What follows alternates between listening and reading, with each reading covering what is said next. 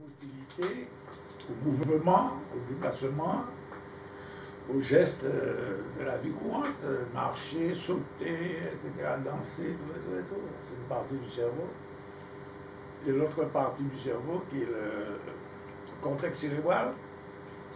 Et c'est là qu'on va élaborer ce qu'il est convenu d'appeler la pensée.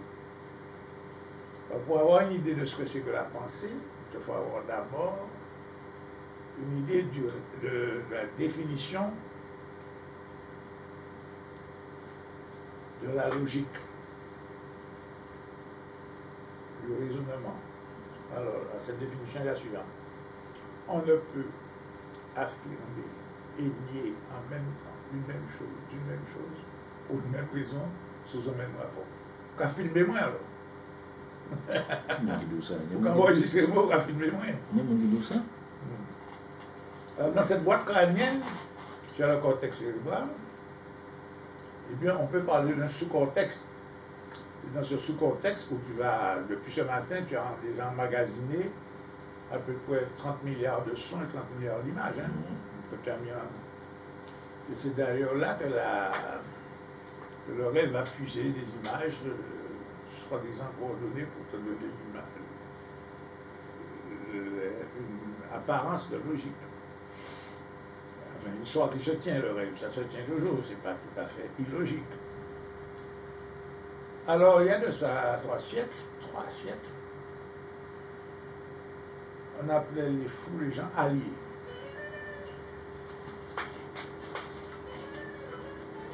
Excuse-moi, c'était pas prévu ça.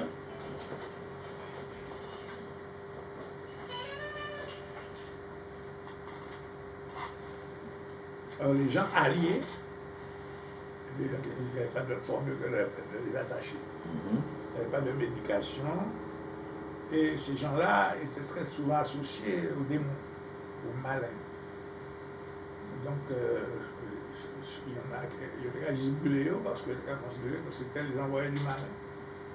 Et puis, petit à petit, on a essayé de cadrer les signes de cette folie.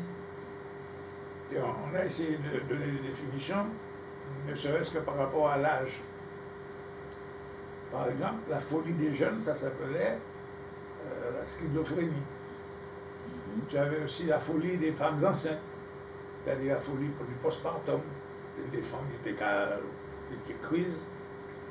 Et on a isolé d'autres maladies comme la spasmophilie.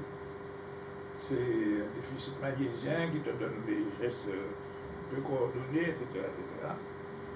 Et puis, plus tard, on a essayé de cadrer ça un petit peu avec les dépressions nerveuses. Ensuite, on a fait intervenir ce qu'on appelle les maladies bipolaires, c'est-à-dire sometimes I'm up, sometimes I'm down, c'est-à-dire qu'on organise des crises d'hyperexcitation suivies de dépression.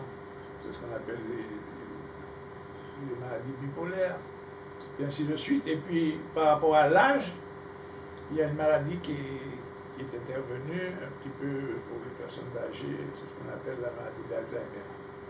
Et là-dessus, ça a été l'occasion de des erreurs diagnostiques.